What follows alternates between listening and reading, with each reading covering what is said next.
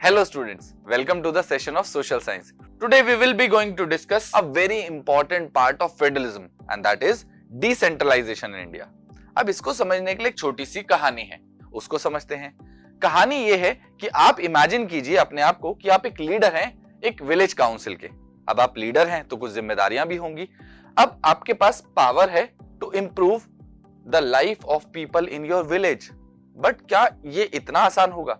तो आपके सामने कौन कौन से चैलेंजेस आएंगे व्हाइल डूइंग दिस चेंजेस, तो आप जरा सोच के देखिए। अब आप सोचेंगे कि सर मैं बिजली लेके आऊंगा, मैं पानी लेके आऊंगा, बहुत सारी चीजें करूंगा, तो ये सारा जो स्ट्रक्चर है वो कैसे आया? चलिए इसको समझते हैं। समझने के लिए हमें समझना पड़ेगा पहले डिसेंट्रलाइजेशन शब्द को। तो डिसेंट्रलाइजेशन का मतलब होता है division of authority and responsibility at the different level of hierarchy. आपको याद आया होगा कि कैसे सेंट्रल गवर्नमेंट, फिर स्टेट गवर्नमेंट और फिर लास्ट में एक और गवर्नमेंट का लेवल क्रिएट किया जा रहा है डिसेंट्रलाइजेशन के थ्रू। तो इसे ही हायरार्की कहा जाता है। इसको समझते हैं थोड़ा और तरीके से। एक इंडिया की बात करें तो इंडिया बहुत वास्ट कंट्री है। यहाँ के स्टेट बहुत सारी कंट्री से भी बड़े हैं। तो क्या ऐसे में सिर्फ 2 टियर सिस्टम से काम चल सकता था? नहीं ना। ऐसे में लाया गया 3rd टियर ऑफ गवर्नमेंट, यानी तीसरा लेवल, जिसे लोकल गवर्नमेंट कहा गया। और इसे ही रीजन दिया गया पावर शेयरिंग या डिसेंट्रलाइजेशन के पीछे, क्योंकि हमारे गांव ही इतने बड़े हैं। बहुत सारे, अगर यूरोपियन कंट्रीज की बात करूं तो वो हमारे स्टेट से भी छोटी हैं। तो इस वजह से यहाँ डिसेंट्रलाइजेशन बहुत ज्यादा जरूरी हो जाता है। इसके बाद पावर कहां से ली जाएगी? पावर ली जाती है सेंटर और स्टेट दोनों से, और ऐसे में ये पावर दी जाती है लोकल गवर्नमेंट को, और इसी प्रोसेस को कहा गया डिसेंट्रलाइजेशन। आई होप आपको डिसेंट्रलाइजेशन क्लियर हो गया होगा। आइए इसको और आगे समझते हैं। अब यहाँ पर बहुत सारे इश्यूज ऐसे होते हैं जो आपके लोकल लेवल पे सेटल किए जा सकते हैं। जैसे आपकी गली में जो लाइट लगी है, अगर वो खराब हो जाएगी तो क्या आप पीएम या सीएम के पास जाएंगे? नहीं ना। ये आपके लोकल लेवल का इशू है, इसे लोकली सेट किया जा सकता है। जैसे गांव में अगर पानी की समस्या है, मुझे हैंडपंप चाहिए, तो हैंडपंप आसानी से लगाया जा सकता है। कम रिसोर्सेज में, कम लागत में ये चीजें हो सकती हैं, और इसी वजह से कहा गया कि बेस्ट सेटल किए जा सकते हैं सारे इश्यूज लोकल लेवल पे ही, जहां पर पीपल का पार्टिसिपेशन जरूरी है, क्योंकि लोकल लोगों को अपने रिसोर्सेज की नॉलेज ज्यादा बेहतर होती है। साथ ही साथ उन इश्यूज को कैसे डील करना है ये भी बहुत अच्छे तरीके से पता होता है। अब हम चलते हैं इसके बाद होता क्या है? आपके सामने पंचायत और म्युनिसिपैलिटीज का एक मॉडल सामने आता है, जिसे कहा गया मॉडल ऑफ सेल्फ गवर्नमेंट, यानी ऐसी गवर्नमेंट जिसे हम खुद चलाने वाले हैं। अब यहां पर कुछ कॉन्स्टिट्यूशनल अमेंडमेंट किए जाते हैं जिससे ये मॉडल सामने आता है, पर वहां पर भी एक इशू था इनकी एफिशिएंसी को लेके, इनके बजट को लेके और इनकी ऑटोनॉमी को लेके। इसे कैसे सुलझाया गया आइए समझते हैं। तो 1992 में जो ये अमेंडमेंट किए गए, 73rd एंड 74th अमेंडमेंट के तहत कुछ बातें बहुत क्लियर की गई, और वो बातें क्या थी एक एक करके देखते हैं। सबसे पहली बात, यहां पर रेगुलर इलेक्शन होना मैंडेटरी रखा गया। अब इलेक्शन रेगुलर होंगे तो उससे एक नॉर्मल स्ट्रक्चर सामने आएगा जो कि इफेक्टिव होगा। इसके बाद सीट्स को रिजर्व किया गया, जिससे हम सोसाइटी के सभी लोगों को इस पार्टिसिपेशन में ला सके, जैसे शेड्यूल कास्ट, शेड्यूल ट्राइब और अदर बैकवर्ड क्लासेस को। इसके अलावा एक सेक्शन बड़ा इंपॉर्टेंट था, जिसको इस डिसेंट्रलाइजेशन का पार्ट बनाना और हमारी डेमोक्रेसी में लाना बहुत ज्यादा जरूरी था, वो था वुमेन, और इसी के लिए 1/3 सीट्स को रिजर्व किया गया वुमेन के लिए। अब इसके बाद आगे क्या हुआ? आगे इन इलेक्शन की जिम्मेदारी दी गई स्टेट इलेक्शन कमीशन को। जैसे सेंट्रल लेवल के इलेक्शन होते हैं तो उसके लिए सेंट्रल लेवल की इलेक्शन कमीशन होती है, इसी तरीके से स्टेट के लिए एक इलेक्शन कमीशन होती है, जिसको जिम्मेदारी दी गई कि लोकल इलेक्शंस को भी वही कंडक्ट करवाएंगे। इसके अलावा स्टेट गवर्नमेंट को बोला गया कि वो अपनी पावर और अपने रिसोर्सेज शेयर करेगा लोकल बॉडीज के साथ। तो ये फाइनली एक कॉन्स्टिट्यूशनल स्ट्रक्चर बन गया। अब इस कॉन्स्टिट्यूशनल स्ट्रक्चर की अगर हम बात करें तो यहाँ पर 2 मॉडल थे, एक था रूरल के लिए और एक था अर्बन के लिए। रूरल मॉडल के अंदर डिस्ट्रिक्ट लेवल, मिडिल लेवल और विलेज लेवल की बात होती है, जहां डिस्ट्रिक्ट पे जिला परिषद होगी, मिडिल या मंडल लेवल पे पंचायत समिति होगी। इसके अलावा लोकल जो गांव की बात होती है वो ग्राम पंचायत के फॉर्म में आपको दिखाई देगी। इसके अलावा अगर हम शहरों की बात करें तो लार्ज अर्बन एरिया, अब इसको लार्ज कैसे डिफाइन करेंगे, ये होता है पॉपुलेशन साइज से। अगर आपके शहर की पॉपुलेशन 10 लाख से ज्यादा है तो वहां पर होंगे म्युनिसिपल कॉर्पोरेशन, और अगर 10 लाख से कम है तो वहां पर होंगी म्युनिसिपल काउंसिल या म्युनिसिपैलिटीज। तो आइए इस मॉडल को और अच्छे से समझते हैं। अब समझते हैं पंचायती राज सिस्टम को। अब ये पंचायती राज सिस्टम जो है वो अलग अलग लेवल्स के थ्रू समझते हैं। सबसे पहला लेवल होता है ग्राम पंचायत, जो एक गांव के लिए होती है, या इसमें कई बार छोटे छोटे गांव होते हैं, उनको मिलाकर ग्रुप कर दिया जाता है और उसके लिए भी एक ग्राम पंचायत बना दी जाती है। अब पंचायत के ऊपर होती है ग्राम सभा। इसमें उस गांव के सभी मेंबर जो होते हैं, जो एलिजिबल वोटर हैं, वो इस ग्राम सभा के मेंबर होते हैं। इसके बाद यहाँ के हेड को प्रेसिडेंट या सरपंच कहा जाता है। सेकेंड लेवल की बात करें तो ये है ब्लॉक लेवल, जिसे पंचायत समिति कहा जाता है। अब बहुत सारी ग्राम सभा या पंचायत मिलकर ब्लॉक लेवल पे आती हैं। अब यहाँ के जो मेंबर्स होते हैं उन्हें इलेक्ट करते हैं panchayat member of that area, और इनके हेड को ब्लॉक पंचायत प्रेसिडेंट या ब्लॉक डेवलपमेंट ऑफिसर यानी बीडीओ कहते हैं। इसके बाद डिस्ट्रिक्ट लेवल की बात करते हैं। डिस्ट्रिक्ट लेवल पे आती है जिला परिषद।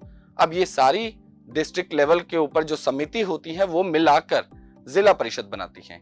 अब इसके मेंबर कौन होते हैं? इसके मेंबर होते हैं एमएलए ऑफ दैट एरिया और लोकसभा के जो मेंबर होते हैं यानी एमपी।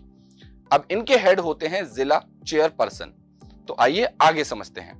अब बच्चों समझते हैं पंचायती राज सिस्टम को। पंचायती राज सिस्टम अलग अलग मॉडल्स के साथ आता है।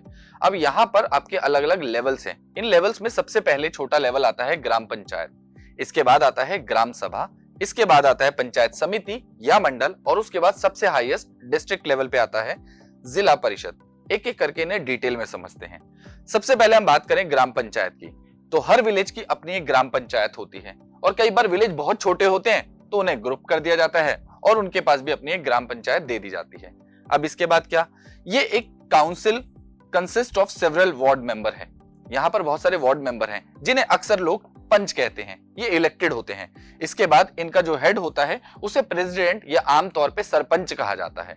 अब इसके बाद ये सभी लोग डायरेक्टली इलेक्टेड हैं। यहाँ पर जितने भी लोग 18 वर्ष से ऊपर होते हैं वो इनके लिए वोट डाल सकते हैं। अब ग्राम पंचायत की जिम्मेदारी होती है कि वो डिसीजन लेगी पूरे गांव के लिए, और इसीलिए उसे decision making body of the village कहा जाता है। इसके बाद क्या, इस लेवल से थोड़ा सा ऊपर चलते हैं और हम बात करते हैं ग्राम सभा की। तो ग्राम सभा जो होती है वो ओवरऑल सुपरवाइज करती है ग्राम पंचायत के सभी कामों को। इसके बाद जितने भी वोटर्स हैं पूरे विलेज के, वो इसके मेंबर होते हैं। इसके बाद ये कम से कम 2 या 3 बार जरूर मिलती है। क्यों मिलती है? क्योंकि इन्हें अप्रूव करना होता है एनुअल बजट ऑफ पंचायत, और साथ ही साथ ग्राम पंचायत किस तरीके से काम कर रही है उनकी परफॉर्मेंस का रिव्यू करना भी बहुत ज्यादा जरूरी है। इसके बाद हम चलते हैं पंचायत समिति या मंडल लेवल पे। अब इसमें क्या होता है कि when the gram panchayat are group together, इन्हें पंचायत समिति या ब्लॉक या मंडल कहा जाता है।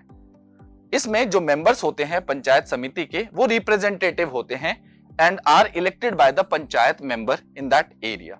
इसके बाद क्या, इसके बाद आता है जिला लेवल। अब जिला लेवल पे जितनी भी पंचायत समिति हैं, अब आप देखो ग्राम पंचायत से ग्राम सभा से ब्लॉक लेवल आए थे हम, जहां पर पंचायत समिति, और पंचायत समिति से ऊपर आ रहे हैं जिला परिषद पे। तो जितने भी पंचायत समिति हैं, मंडल हैं एक डिस्ट्रिक्ट के, उन सबको मिलाकर जिला परिषद कहा जाता है। अब इसके अंदर जो मेंबर होते हैं वो होते हैं member of Lok Sabha, MLA of the district, and इसके बाद कुछ ऑफिशियल पर्सन जो डिस्ट्रिक्ट लेवल बॉडीज के अंदर होते हैं और इसके मेंबर होते हैं। तो ये तो था ग्राम पंचायत का मॉडल, या हम कह सकते हैं पंचायती राज सिस्टम। इसके बाद हम चलते हैं local government at the urban areas. अब इन अर्बन एरियाज में अगर टाउन है और छोटा टाउन है तो म्युनिसिपैलिटीज होती हैं, और अगर बड़े टाउन है तो वहां पर म्युनिसिपल कॉर्पोरेशन आपको देखने को मिलता है। और इसके जो हेड होते हैं उन्हें बोलते हैं म्युनिसिपल चेयरपर्सन, और म्युनिसिपल कॉर्पोरेशन के हेड को मेयर कहा जाता है। इसके बाद इन मॉडल को भी थोड़ा डिटेल में समझते हैं। एक्चुअली म्युनिसिपैलिटीज हैं क्या, इनको ध्यान से देखते हैं। जैसे आपने गांव के अंदर ग्राम पंचायत देखी, इसी तरीके से शहरों के अंदर म्युनिसिपैलिटीज होती हैं। ठीक है, बिग सिटीज की अगर हम बात करें तो वहां पर म्युनिसिपल कॉर्पोरेशन आती है, जो मैं आपको ऑलरेडी बता चुका हूं। और इसी तरीके से छोटे लेवल पे बात करें तो म्युनिसिपैलिटीज या म्युनिसिपल कॉर्पोरेशन जो होते हैं ये कंट्रोल किए जाते हैं by the elected body consist of the peoples representative. आपने अपने शहरों में कभी ना कभी काउंसलर का नाम सुना होगा, निगम पार्षद वर्ड सुना होगा, ये वही लोग होते हैं। इसके बाद अगर हम बात करें तो municipal chairperson is the political head of the municipality. इसके साथ ही साथ municipal corporation such as the officer is called mayor, जो हमने अभी अभी पिछली स्लाइड में ऑलरेडी बात की है। अब ये जो सिस्टम है लोकल गवर्नमेंट का, ये एक लार्जेस्ट एक्सपेरिमेंट किया गया था हमारे देश में, जो आज तक कहीं नहीं किया गया, क्योंकि इसी वजह से आपको याद होगा हमारे देश को लार्जेस्ट डेमोक्रेसी कहा जाता है। अब कॉन्स्टिट्यूशनल स्टेटस मिलने से इनकी गवर्नमेंट की पावर और ज्यादा बेहतर हो जाती है। ये और ज्यादा डीप करते हैं हमारी डेमोक्रेसी को, हमारी कंट्री में और ज्यादा बेहतर सिचुएशन को बनाते हैं। यहाँ पर एक स्कोप जरूर होता है ताकि जितनी भी इंप्रूवमेंट है लोकल लेवल पे वो लाई जा सके। इसके अलावा we need to step ahead to realise the benefit of the federal system in the true form. और अगर हमें फेडरलिज्म को बहुत नीचे लेवल पे लाके एक्चुअल ग्राउंड पे टेस्ट करना था तो उसके लिए ये सबसे ज्यादा जरूरी भी था। अब इसको थोड़ा सा और डिस्कस करते हैं। अब आपको समझ में आएगा कि क्यों इसे लार्जेस्ट डेमोक्रेसी कहा जाता है। इस मॉडल के बाद हमारे रिप्रेजेंटेटिव्स की संख्या 36 लाख से भी ज्यादा है। ये किसी देश की पॉपुलेशन से भी ज्यादा है, और ऐसे में हमारी डेमोक्रेसी और डीप डाउन जाती है और बेहतर हो जाती है। क्योंकि देखा आपने कि कैसे हमने गांव के लोगों को, एसटी, एससी, ओबीसी और इवन वुमेन के रोल को इसमें उभारा। इस तरीके से हमने उन सभी को डेमोक्रेसी में जोड़ लिया, और ये एक बहुत बेहतर मॉडल था जहां पर हम लोकल इश्यूज को लोकल लेवल पे ही सुलझा पाए। तो ऐसे में ये मॉडल कितना बेहतर काम करता है और फेडरलिज्म को एक और बेहतर अप्रोच देता है। तो अब आप बात करते हैं टास्क के बारे में। टास्क आपके लिए बड़ा सिंपल है। टास्क ये है कि आपको 3 रीजन देने हैं डिसेंट्रलाइजेशन के लिए, कि डिसेंट्रलाइजेशन क्यों किया गया, क्या ये बेहतर था या नहीं था, इन सब चीजों के ऊपर बात करेंगे। इसके बाद आप एक शॉर्ट नोट लिखेंगे on the local government bodies, फिर वो अर्बन एरियाज की हो या रूरल एरियाज की, आप इस सबको साथ में लेकर चलेंगे। यहाँ अर्बन एरियाज के साथ साथ रूरल एरियाज को मत भूलिएगा। तो यहाँ पर मजेदार स्टोरी आपके सामने आएगी। तो अब मैं मिलता हूँ आपसे ऐसे ही किसी और इंफॉर्मेटिव वीडियो में। Till then keep learning and keep smiling.